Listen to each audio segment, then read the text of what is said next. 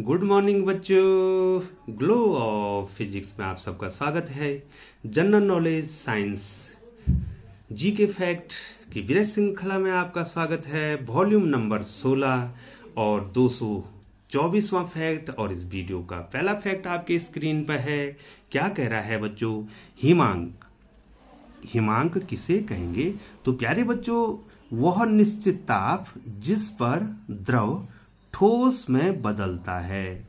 तो प्यारे बच्चों, ये जो हिमांक है इसमें द्रव का जमना प्रारंभ हो जाएगा और द्रव किस में बदलना प्रारंभ हो जाएगा?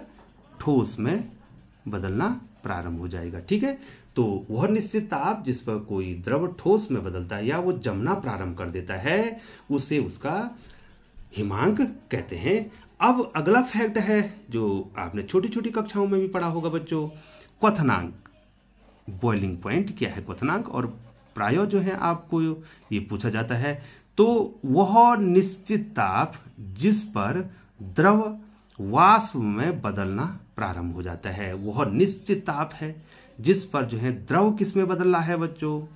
द्रव किस में बदल रहा है? द्रव जो है वाष्प में बदल रहा है। वह निश्चित ताप जिसमें कोई द्रव जो है वाष्प में बदलना प्रारंभ हो जाता है, उस ताप को हम कहते हैं बच्चों क्वथनांक। जैसे पानी का क्वथनांक कितना बच्चों? 100 डिग्री सेंटीग्रेड है। इसका मतलब 100 डिग्री सेंटीग्रेड पर पानी जो है वो वाष्प में बदल जाएगा।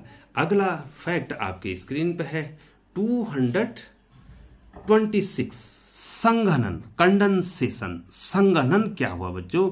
तो संघनन क्या है? वह निश्चित ताप जिस पर वाष्प द्रव में बदलता है। अब क्या हो गया बच्चों? वाष्प क्या हो रहा है? वाष्प किस में बदल रहा है? ये ठंडा होगा और ये पुनः किस में आ जाएगा? जल में बदल जाएगा। तो संघनन वह निश्चित ताप जिस पर वाष्प द्रव में बदलता है। अगला फैक्ट आपके स्क्रीन पे, दाब बढ़ने पर क्वथनांक बढ़ता है। ये मैंने आपको पहले ही बता दिया था। दाब बढ़ेगा तो क्वथनांक बढ़ेगा, दाब घटेगा तो क्वथनांक घट जाएगा। तो लिए चलते हैं आपको 228वें फैक्ट की ओर। लेटेंट हीट, गुप्त ऊष्मा किसे कहते हैं? लेटेंट हीट क्या होती है? नियत ताप पर पदार्थ की अवस्था परिवर्तन करने के लिए जो ऊष्मा की आवश्यकता होती है, अवस्था परिवर्तन के लिए, अवस्था परिवर्तन के लिए, अवस्था परिवर्तन के लिए आवश्यक ऊष्मा, आवश्यक ऊष्मा। अब बताओ बच्चों, अवस्था परिवर्तन क्या हुई? ठोस से द्रव बदलना है। ठीक है बच्चों, यही तो है ना बच्चों? अवस्था, एक अवस्था से हमने दूसरी अवस्था में किसी पदार्थ को बदलना है, तो उसके लिए क्या जरूरत पड़ेगी? ऊष्मा की जरूरत पड़ेगी बच्चों। ठीक है बच्चों, तो उसी को हम क्या कहते हैं बच्चों? गुप्त ऊष्मा कहते हैं बच्चों। ठीक है बच्चों, अगला जो है बच्चों फैक्ट है, बहुत ज्यादा इंपॉर्टेंट फैक्ट है बच्चों और आपको ध्यान देना होगा बच्चों। तो क्या कह रहा है? बर्फ की गलन गुप्त ऊष्मा 80 कैलोरी प्रति ग्राम है। जो बर्फ की गलन ऊष्मा है, वो गलन गुप्त ऊष्मा है, वो 80 कैलोरी प्रति ग्राम है, पूछा जाता है। और जल की वाष्पन गुप्त ऊष्मा है 540 कैलोरी प्रति ग्राम। ठीक है बच्चों, 80 कैलोरी प्रति ग्राम का अर्थ समझे बच्चों? 1 ग्राम पदार्थ की अवस्था परिवर्तन करने के लिए आपको 80 कैलोरी ऊष्मा की आवश्यकता हो रही है। यहां पर 540 कैलोरी प्रति ग्राम का मतलब हो गया 1 ग्राम को आपने क्या करना है? वाष्पीकृत करना है, तो 540 कैलोरी ऊष्मा आपको देनी होगी बच्चों।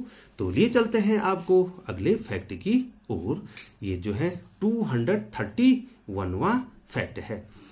उबलते जल की अपेक्षा भाप से जलने पर अधिक कष्ट होता है। ठीक है बच्चों, प्यारे बच्चों, जो उबलता हुआ जल है उसमें अगर हाथ डाल दिया जाए और भाप में हाथ डाल दिया जाए तो किस में ज्यादा कष्ट होगा? भाप में, क्योंकि उससे ज्यादा जलेगा बच्चों। क्योंकि यहां पर जो है, क्योंकि जल की अपेक्षा भाप की गुप्त ऊष्मा अधिक होती है। क्योंकि जल की अपेक्षा किसकी गुप्त ऊष्मा अधिक है बच्चों? ये देखो, ये 80 है, ये 540 है। तो भाप से जलने पर ज्यादा क्या होगा? कष्ट होगा बच्चों। किसकी तुलना में? जल की तुलना में, क्योंकि जल की क्या है, भाप की जो गुप्त ऊष्मा है वो जल से अधिक है। ठीक है बच्चों? हाँ, क्योंकि जल की अपेक्षा भाप की गुप्त ऊष्मा अधिक होती है, इसलिए उबलते हुए जल में अगर हाथ डाल दिया जाए और भाप में हाथ डाल दिया जाए तो किससे ज्यादा कष्ट होगा? भाप से बच्चों, क्योंकि उसकी गुप्त ऊष्मा क्या है बच्चों? ज्यादा अधिक है। बहुत इंपॉर्टेंट फैक्ट है बच्चों। आपने देखा होगा बच्चों, जब आप रोटी बनाते हैं और रोटी फूल जाती है और यदि वो किसी तरह से जो है आपके हाथ से जो है फट जाती है तो आपको ज्यादा कष्ट होता है, आपका हाथ ज्यादा जलता है, बनस्पत किसके? जो गैस का चूल्हा है बच्चों। ठीक है बच्चों, लिए चलते हैं आपको अगले फैक्ट की ओर। अगला फैक्ट है वाष्पीकरण, इवेपोरेशन। इवेपोरेशन, ठीक है, क्या है बच्चों?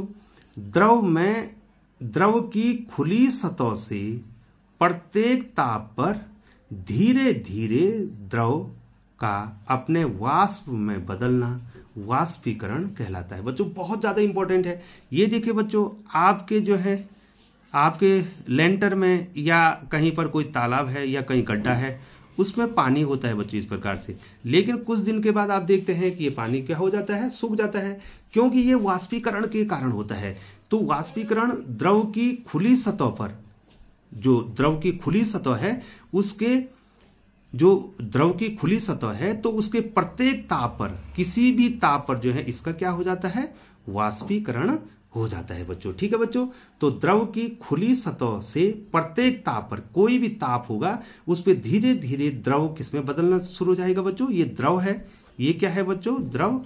और ये किसमें बदलना प्रारंभ हो जाएगा? वाष्प में बदल। लेकिन किसी भी ताप पर, वाष्पीकरण किसी भी ताप पर हो सकता है बच्चों, लेकिन आपको क्वथनांक के लिए क्या चाहिए? एक निश्चित ताप चाहिए।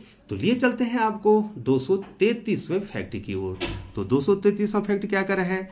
आपेक्षिक आर्द्रता, रिलेटिव ह्यूमिडिटी। रिलेटिव ह्यूमिडिटी किसे कहेंगे? आपेक्षिक आर्द्रता मापने के लिए हाइग्रोमीटर, आपेक्षिक आर्द्रता मापने के लिए किसका प्रयोग किया जाता है बच्चों? हाइग्रोमीटर नामक यंत्र का प्रयोग किया जाता है। तो ये बहुत इंपॉर्टेंट है, आपको जीके में पूछा जाएगा, मल्टीपल चॉइस में पूछा जाएगा कि आपेक्षिक आर्द्रता को मापने का उपकरण है, और 4 विकल्प दिए होंगे, 1 2 3 4। तो उसमें जहां पर हाइग्रोमीटर लिखा होगा तो वो विकल्प आपका क्या होगा? सही होगा। अगला फैक्ट है ताप बढ़ने पर आपेक्षिक आर्द्रता बढ़ जाती है। ताप अगर बढ़ेगा तो ये रिलेटिव ह्यूमिडिटी या आपेक्षिक आर्द्रता है वो बढ़ जाएगी। अगला, कार्बन डाइऑक्साइड का अचानक प्रसार होने पर वह शुष्क बर्फ में बदल जाता है। तो प्यारे बच्चों, ये क्वेश्चन ऐसे पूछा जाता है कि शुष्क बर्फ किसे कहते हैं? तो जो ठोस कार्बन डाइऑक्साइड होता है उसी को शुष्क बर्फ कहते हैं, क्योंकि कार्बन डाइऑक्साइड का अचानक प्रसार अगर कर दिया जाए तो वह शुष्क बर्फ में बदल जाती है।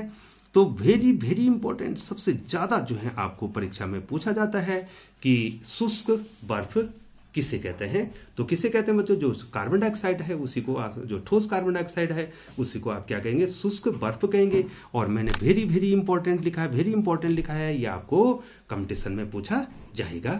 अगला फैक्ट आपकी स्क्रीन पे है, क्या कह रहे हैं बच्चों?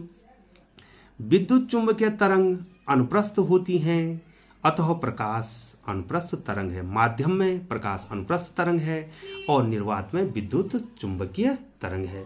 तो प्यारे बच्चों, चैनल पर बने रहने के लिए बहुत बहुत धन्यवाद। यदि आपने चैनल को सब्सक्राइब नहीं किया है तो चैनल को सब्सक्राइब कर दें, बेल आइकन को प्रेस करते हुए नोटिफिकेशन ऑन कर दें, ताकि ग्लो ऑफ फिजिक्स के द्वारा समय समय पर आपको उपयोगी वीडियो मिल सके। पुनः आपका बहुत बहुत धन्यवाद।